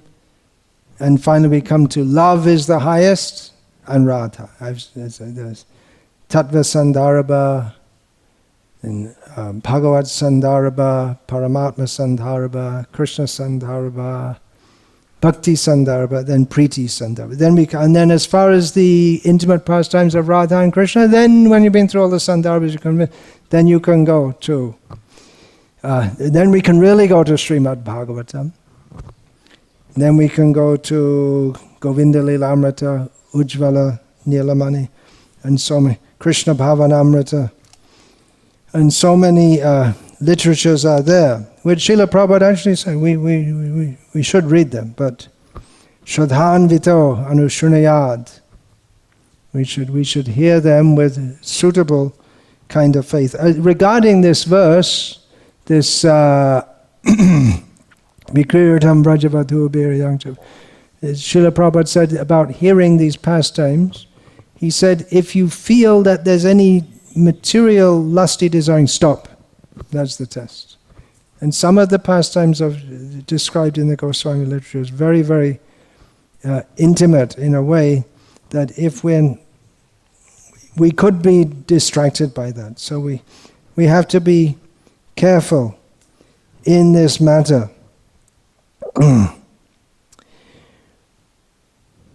So I've been talking about building a house for Radha and Krishna. How you're struggling, you're feeling such bliss in the struggle. Saraswati Thakur said that when he was asked why he was building so many temples, well, there are already so many other temples. They still go on today. Why are you building temples? You should build a hospital or a school, feed the poor. Why are you building new temples? He said, we need a place where we can speak what we need to speak without anyone putting restrictions on us. We have certain things to speak, but we can speak freely what we need to tell others. So this temple you're building, it's for preaching this message ultimately. It's Chaitanya Mahaprabhu's message. So ultimately it's for preaching all these things. In the beginning we're not going to say such things. But when people come, we'll give them Gita and Krishna book. They can read about Radha and Krishna. So everyone here is focusing on this. And the boys in the Gurukul, they're building up their spiritual knowledge so that they can also preach these things. And it's not just those who are directly engaged in building we can see the cooks, the pujaris, everyone is completely absorbed in service to Krishna.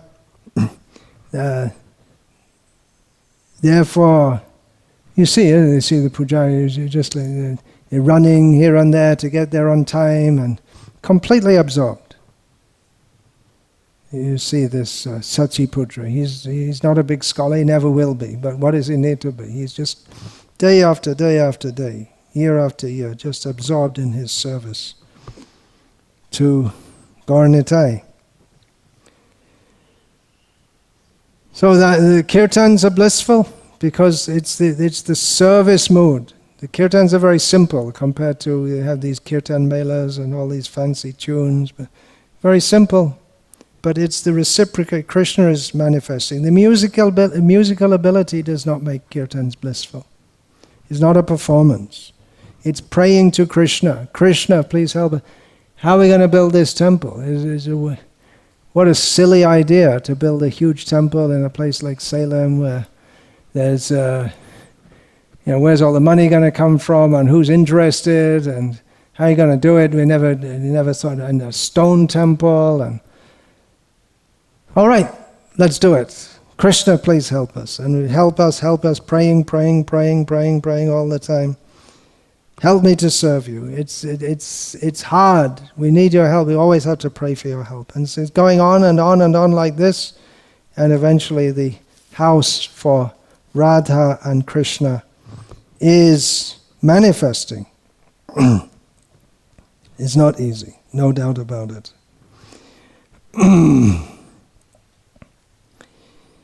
So this house that you're building for Radha, it's a place where we can assist her it's her samsara, for fulfilling the samsara vasana of Krishna. It's a place where we're building all this, not that we will live in the house as the proprietor. This man at the back is building a house, he's the proprietor. He will enjoy it. That's his idea. He will enjoy the income. But we are not here to enjoy, we're not building it to be the proprietor. Krishna is the proprietor of everything. That's also in Ishopanishad. Everything belongs to Krishna, right? Yeah, what is it? Ishavassamidam saravam. Everything is under idam, this world, here. Everything is under his control. We have no right to try to enjoy that. So this temple is for demonstrating that you have your house. All right, you have your house. We are living, those of us who are living here in the ashram, we don't have wives, we don't have children, but we're living in someone else's house. It's Radha and Krishna's house, but they're accepting us, and we're here to serve them. So to show that, make every house into a place of service to Krishna. We're doing it on a big scale, you do it on a small scale. You do it in your house. So it's for preaching this. To make every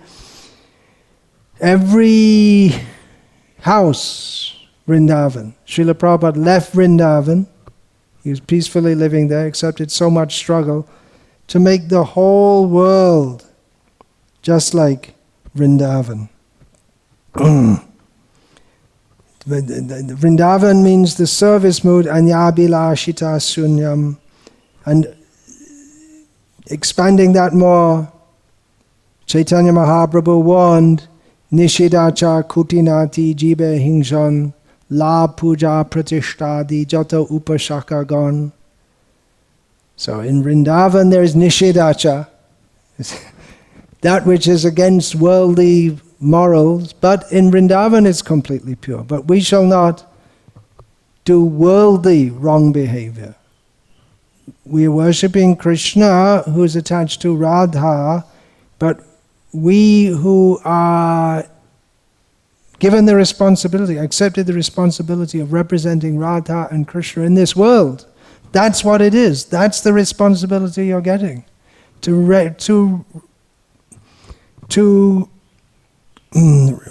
represent Radha and Krishna in this world.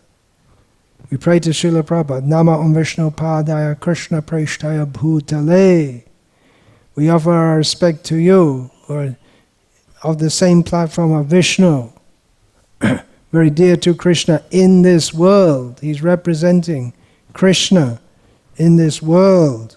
So we, to the people of Salem who comes, we're representing Krishna to the world, Radha and Krishna to the world.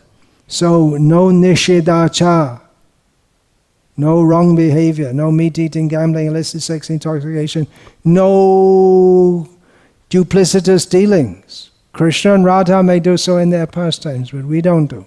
In the world we may have to do sometimes, but that's the way the world is. But generally our behavior should be such that people will see that we're not doing anything for ourselves. We haven't built this place so that people can come and give money and we'll live very peacefully. Jibe hingshan, we have to teach all these things to the people.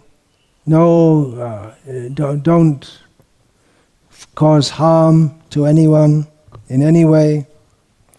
La puja pratishta, we're not here for becoming financially well-to-do, becoming respected, getting a big position in the world, only for serving Krishna. And if we do like that, then Radha and Krishna will be very pleased to appear. Yayata mang prapadyante. Krishna reciprocates. He'll be very happy to appear, not begrudgingly. He himself will want to come. And there you see his hand. He's helping you. He's helping.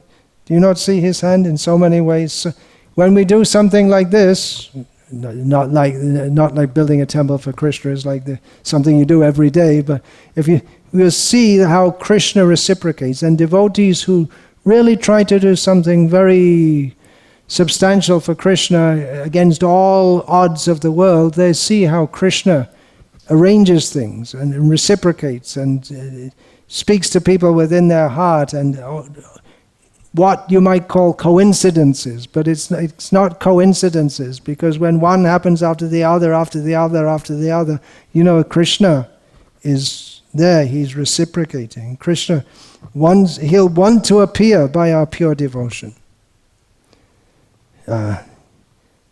We may say, I'm not a pure devotee, but then Srila Prabhupada he came to this world to give us that, and by giving us so many engagements, he engaged us on the platform of pure devotion, just like Ramanuja. He built temples, renovated temples, he's a pure devotee, he does it. And we're doing it, we're not pure devotees. But by doing it, we become pure devotees. By engaging in that activity. Peshash kritanyai. The wasp catches an insect, binds it up, by meditating on that insect, by meditating on the wasp becomes just like that. Or another example given in the Upanishads, you put hot iron into fire and it acts just like fire. You touch it to anything and it will burn. So by putting ourselves in the spiritual atmosphere, the spiritual activities, we become spiritualized. We come to the platform where we become the Krishna is very pleased to accept our service.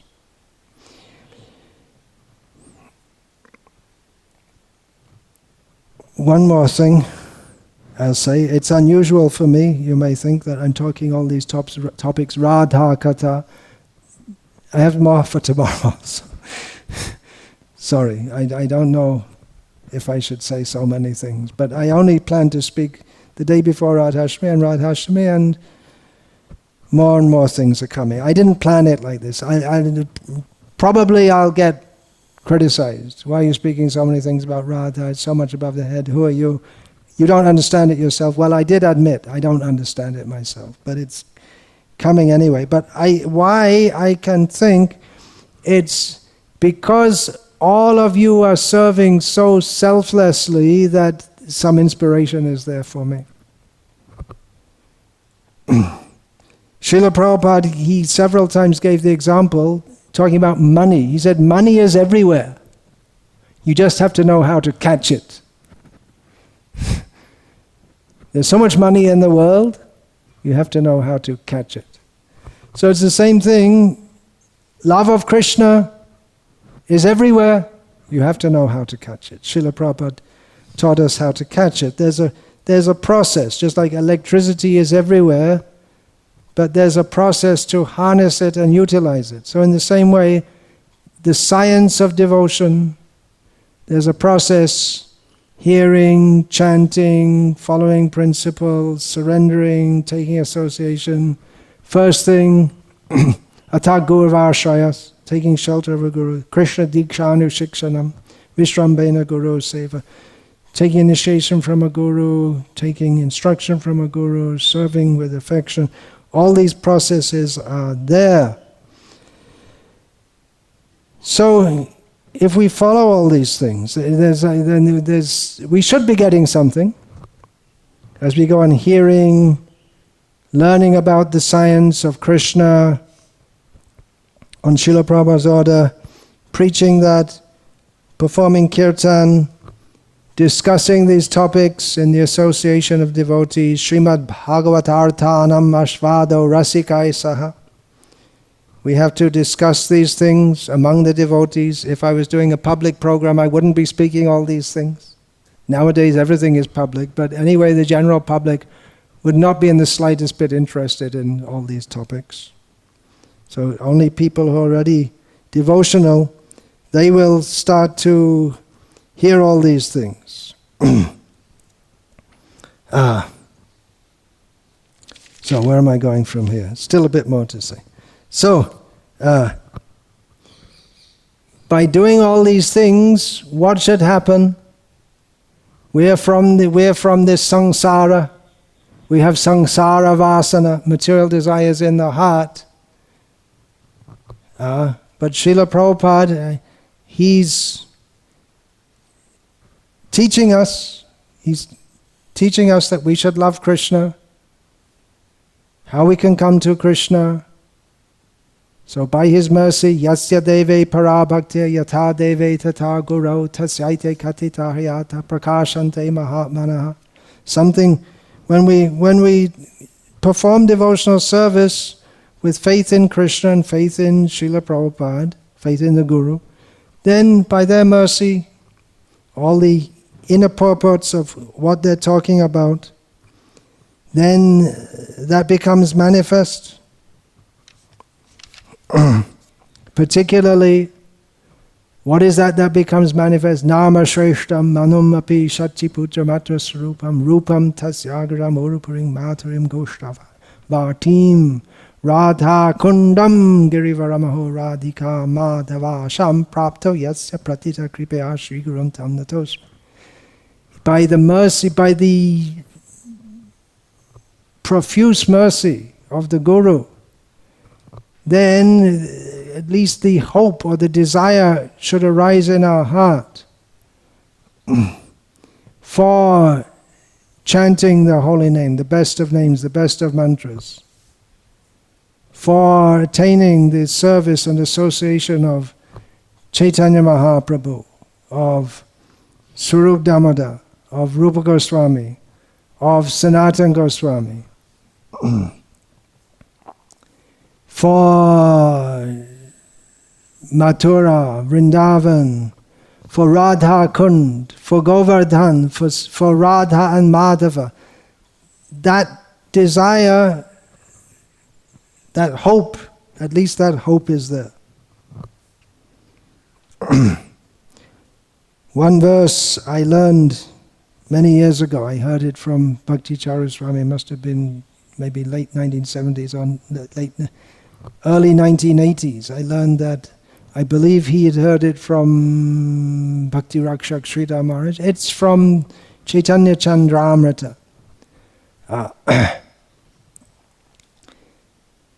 Yata yata gaura padara vinde vindeta bhakting krita punya rashi tata tatot sarpati hridya kasmad radha padamboja sudambu rashi. That as feelings for Chaitanya Mahaprabhu, yata yata gaura padara vindeta bhakting krita, when one becomes so fortunate that one is worshipping the lotus feet of Chaitanya Mahaprabhu, then at some point like a flood, the ocean of feelings for Radha also arise within the heart. So, as it happened, I was in Bengal in my youth, and in preaching, or attempting to preach among Bengali people who are Vaishnavas by birth, just like you have in South India, Vaishnavas by birth, Sri Vaishnavas, Madhva. So I had to learn Chaitanya Charitamrita and Chaitanya Bhagavat, so many things, and Narottam songs and so many things. Because people would come to me and they would say things like, well, what do you think about it? They'd say some verse, and then I'm supposed to know what it means. If I don't know what it means, then who am I preaching? They know more than I do. So I had to learn all these things. Just like here in South India, it's not so common now, but people just walk up to you on the street, or if you're some public program and then someone asks a question, is such and such Upanishad, it says this, and then you're supposed to know. So in so many people would know. So I had to learn that. I became acquainted. I found that very nice, had a taste for that. And since that time, I've been, like so many devotees, reading about, hearing about, thinking about the pastimes of Chaitanya Mahaprabhu. So there should be some effect there also, because Chaitanya Mahaprabhu's pastimes, it's Radha Bhava Dyoti, Suvalitam Nomi Krishna Swarupam. Radha, Shri Krishna Chaitanya, Radha Krishna Nahayanya. So that's my excuse. Hare Krishna, all glories to Srila Prabhupada, Vancha Kalpatarubhyascha Kripa Sindhu Evacha Patita Anam Pavanebhyo Vaishnavebhyo Namo Namaha. By all your association, in your building a house for Radha. It's a house in which the whole world can live. Bring everyone. Hare Krishna. His Holiness Bhakti Vikasa Swami Maharaj ki